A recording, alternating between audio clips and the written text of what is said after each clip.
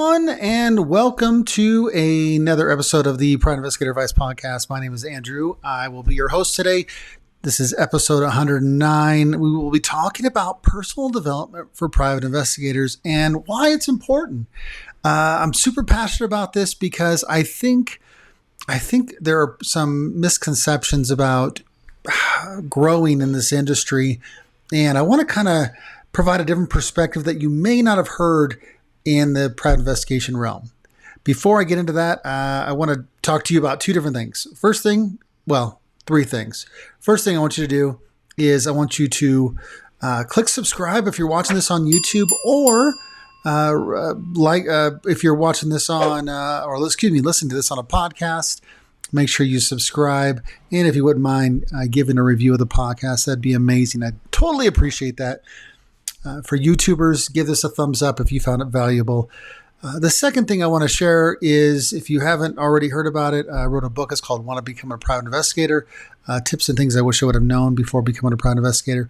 This is good for someone who wants to get into the industry or someone who is in the industry, and they want a few nuggets that I've learned over the years as a private investigator. Highly recommend it. Highly affordable.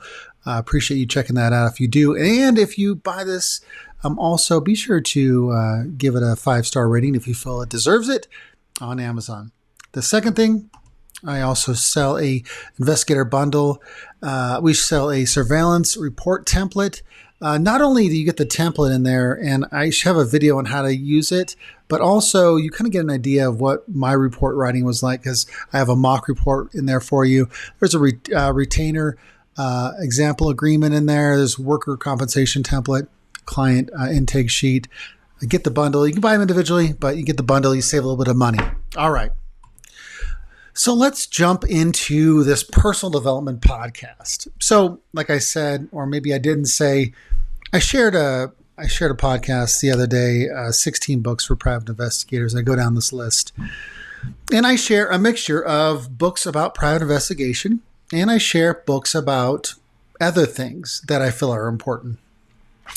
And the reason behind that is, over my career as a private investigator, there's some things that I observed. And one of the things that I observed was not only as a client, but observing other people that I grew up in the industry with, those who started businesses, things of that nature, things that they don't talk about when they're training you to become a private investigator, right? You're not going to the things that they may teach you on online courses.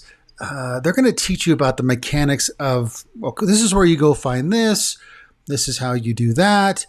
That's important. In fact, that is part of personal development, is to develop your skills. You've got to do that, right? Of course, right?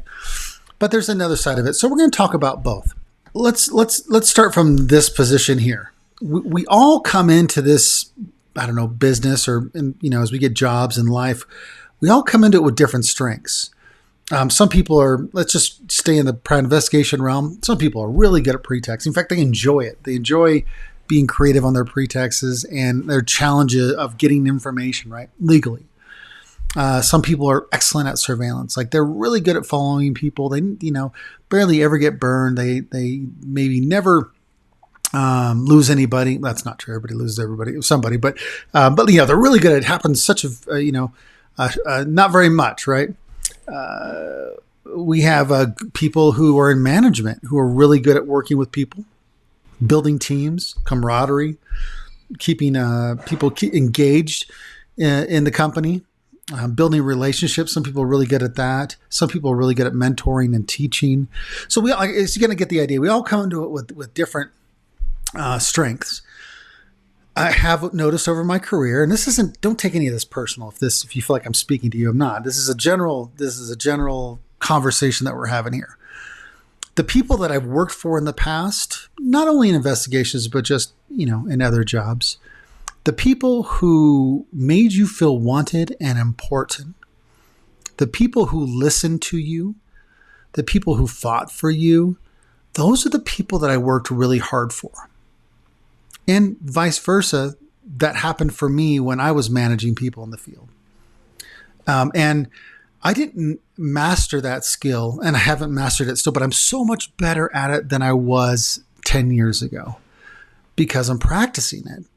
And I'm self-aware of the things that I need to do to be better for different situations. So if that's our starting ground, I want to share some stories that are on my mind. I feel like they're important, so I hope you find some value from them. They're not extensive stories, but when I first started, my mentor, or one of my mentors, was a guy named Eric, and you've probably heard me mention before. In fact, I think I even note him in my book as being one of my mentors, and I thank him for being instrumental in helping me become the investigator that I am today, right? I learned some good things. I learned some bad things, or things that I would change. I shouldn't say bad things. But I remember it was a couple of years ago, I was on the phone with Eric. And Eric has since left the investigation world to become a health coach, like my wife and I. And Eric was telling me that he got an offer from an investigation company to come back to possibly work for a company. We're having this kind of conversation about the pros and cons and things of that nature. What he said to me, and I'm paraphrasing here because it was a couple of years ago, but he said, I'm not worried about finding another job. If I ever have to leave this health coaching business, I'm not worried about it because I am so much better than I was 2 years ago. And he had done so much personal development. That's, I knew what he was talking about, but he had done so much personal development on, things like listening, learning different perspectives, emotional intelligence, things of that nature, working with all sorts of folks. So he'd really worked on himself. So he had no fear because if his business didn't work out for some reason, he was totally going to be marketable in the workforce because the development that he's done on himself, people who can develop teams and camaraderie and investigate, like for instance, keeping investigators and having retention and helping them grow in the business. People who can do that are incredibly valuable to an investigation company, especially if the people above that person recognize those sorts of things, right? Incredibly important. The other story I want to add, and so that's Eric, and that was something that, and I've watched him grow as a person, so I've seen it firsthand. He's not the same person in a good way that he was a couple of years ago when I met him. He's just, like I said, he's been working on himself.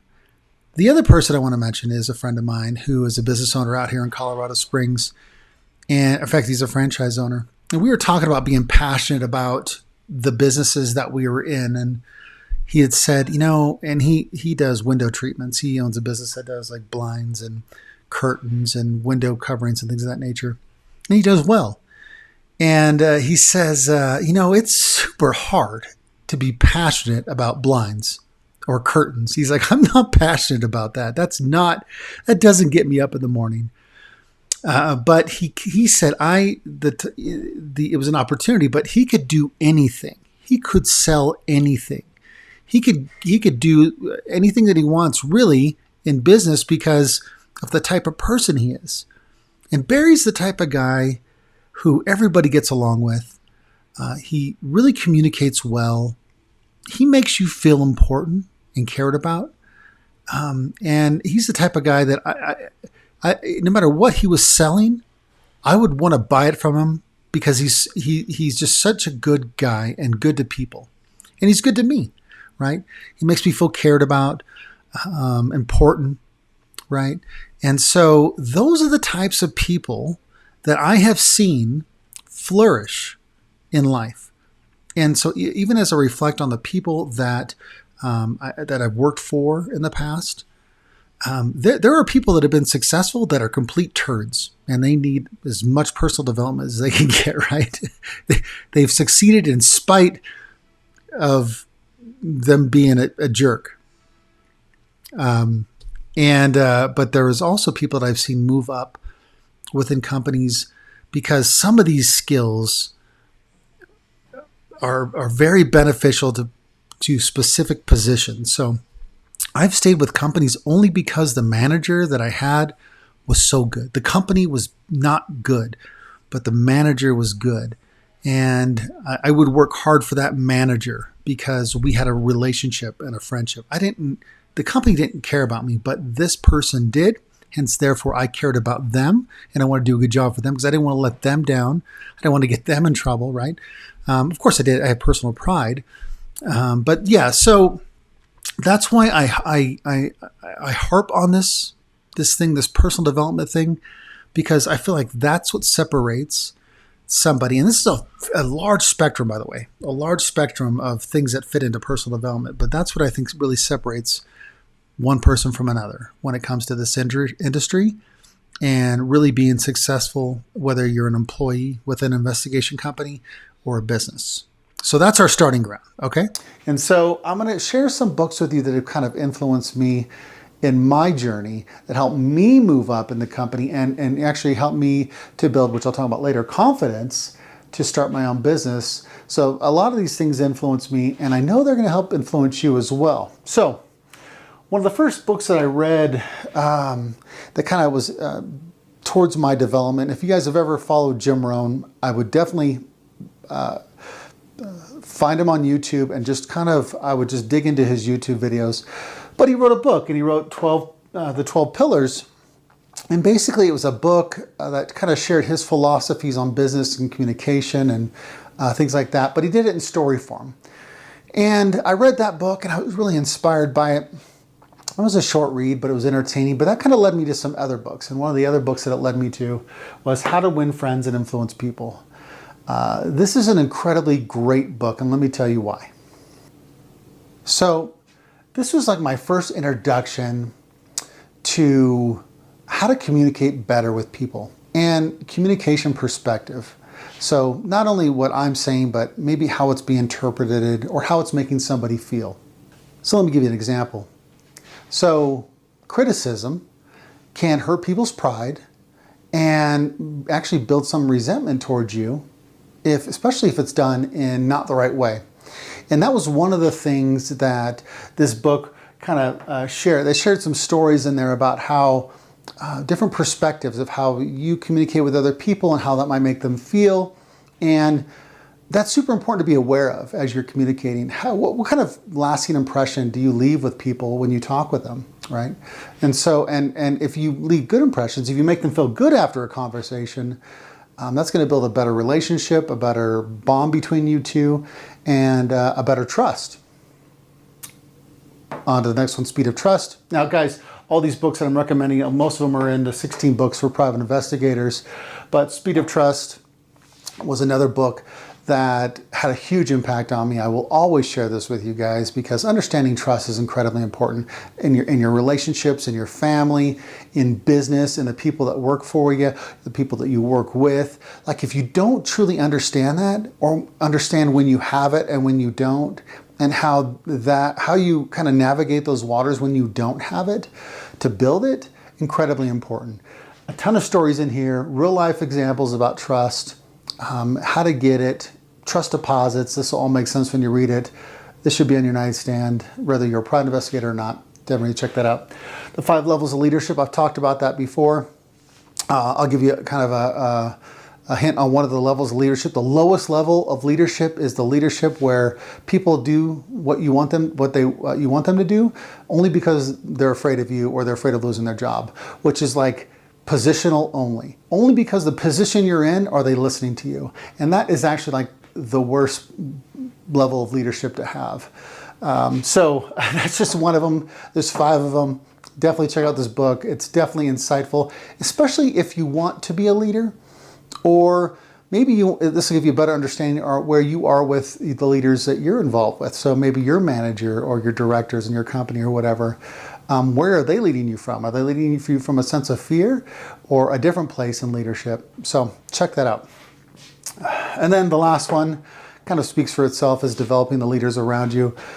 If you're going to grow in a company, a private investigation company, or maybe you own your own company and you're hiring employees, one of the best things that you could do is develop people around you. Now, I think it's a compliment almost, and it's probably not, what you want in a business, but to have people outgrow you, to have people be so good that they end up starting their own business, and they're going to remember you, and while they're with you, they're going to be really good for your business because you've developed them, you've educated them, you've invested in them, and they're going to love you for that. So anyways, check out this book. That's another one I'll leave you with. So now we talked about some books that I feel like can benefit you, and that I've mentioned in the other podcast as well. I want us all to start from a place of self-awareness. And sometimes I think that's the hardest part. But as you start to partake in different information, like the speed of trust that we talked about, or maybe watching some of Jim Rohn's videos, the wheels start to turn about maybe your own philosophies of life.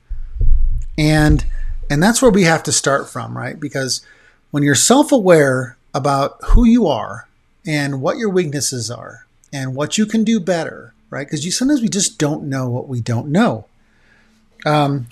Being self-aware gives you the ability to be honest about yourself and objective. I know where I'm weak in investigations. I know my fears that may be legitimate or not. I know about myself as being a husband and what my weaknesses are and where I need to improve. I know about myself as a father. How many of you have taken a look back and gone, oh man, I really suck at this as a husband and it's affecting my marriage? Or do you even take the time to analyze yourself a little bit or get some feedback from your spouse? I'm using that as an example because it's fresh in my mind. It's something that I reflect on frequently. As a private investigator, or even as maybe you're a supervisor, like, do you have a relationship with your staff? Do you know about them? Do they feel like you actually care about them? How do you know that they do? If you say, yeah, my people know, well, how do they know? How do they really know? Do you ask them about themselves? Do you make them feel important? Do you give them attaboys? Do you do anything special for them?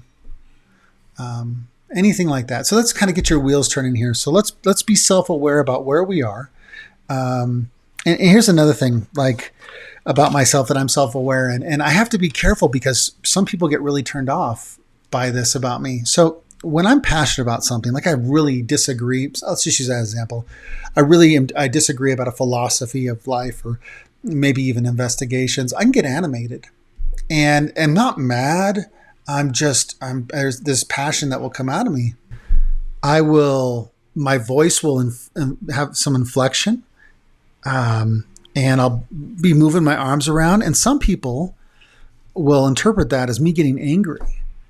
And so I know that I have that effect. I don't mean to give that impression, but I do.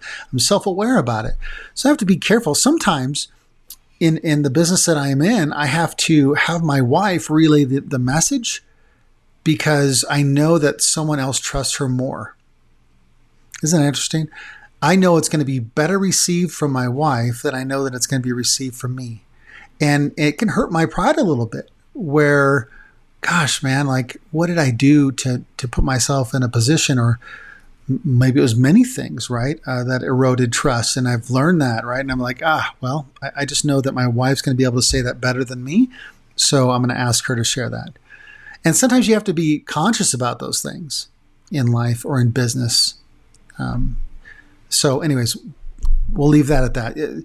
Personal development will make you more self-aware of where you become better. And that's super important if you're ever going to make any changes, because if you think your doo-doo doesn't stink, then it's very difficult to change anything because you don't feel like you have anything to make better. Okay. So that's what we'll start with that. All right. So the next thing is personal development. If we're learning different things, skill set, mindset, emotional intelligence, things of that nature, it's going to make us better overall in improving our skills. So that means reading books, watching videos, purchasing courses, going to seminars, going to conventions, putting yourself around people that know more about different things than you do and that are better at them. You ever heard that saying, you don't want to be the smartest person in the room? And if you are the smartest person in the room, you need to go find another room. That's not to make people feel bad about, like, we'll leave the people behind. No, it means if you're the smartest person in the room, then you're probably not learning anything, right? So we want to put ourselves in situations where we can still grow. And as we grow, our philosophies of life are going to change a little bit, and that's okay. That's okay. I certainly don't look at the world the same way I did 20 years ago. I mean, do you? Do you still see the world the same way? I don't. I see things much differently. And how could I not? I'm married, right? I wasn't married 20 years ago. I have 2 children, right? I didn't have 2 children 2 years ago. My perspective of life has changed. What's important? How I raise my children. What marriage means to me. How my wife knows that I love her, right? And every person is different. So check out the Love Languages book, and I'll put that over here somewhere. Pick that up. Anyways, that Love Languages book should have made the list. Love Languages book, people, even the people that you work with, they all feel loved and cared about in different ways. So that book would actually be, if you don't know about it, you need to check it out. It's great for your marriage. It could be great for business as well. So we talk about all these things. We talk about books and seminars and videos that can help you improve your skill set, but can also improve your mindset and how you talk to people, being self-aware about their responses, where your trust level is with people. This is so important, especially when you want to share information with them or you want to get them on board with an idea that you have. It's such a big spectrum to talk about, and I'm trying to fit it into this podcast, but hopefully you get the idea. So let me ask you this. What are you reading right now? What video have you watched recently to help improve yourself? I have plenty of suggestions if you need any. What seminars have you gone to? Have you gone to any association meetings in your state? Do you know any other investigators in your area? Have you reached out to them? Maybe they have some extra information for you that could be helpful in working in your state. Not everybody that you work in your state is your competitor. Sometimes they can be your friends. Sometimes they can send you work. I know personally that I am always looking to be around people that are improving themselves. So if you ask yourself at the end of this year, are you any different, or have you grown any since the beginning of this year? Are you different at the end of the year? I would ask yourself that question. Have you grown? How have you grown? How have you become better? Because the only way we're going to move up in this career path or in business is by leveling up ourselves. We're going to have to keep growing as human beings. And that's where personal development comes in. And so you will always hear that from me because I believe it's that important. You can get all the books on how to conduct surveillance, but if you don't learn the other things, it doesn't matter how good you are. If you're the best surveillance guy in the world and you want to be a supervisor, but you don't know how to talk to people or build teams or communicate properly, you're going to piss off everybody in the field. No one's going to respect you. They may even start lying to you about what they do out there, and they're not going to work hard for you. That's just one little section of like this job. It's true. And maybe when you're hearing this right now, you're the person in the field working for somebody who's not very nice in the office. So, I mean, those are just little things that you want to do. You want to develop yourself in a way that people want to promote you. When you've got leadership skills and you can develop other people. You've got great communication. You're building trust and rapport, and your clients love you, and all because you've been working on yourself. That's all I have for you guys today. I hope you found some value in this.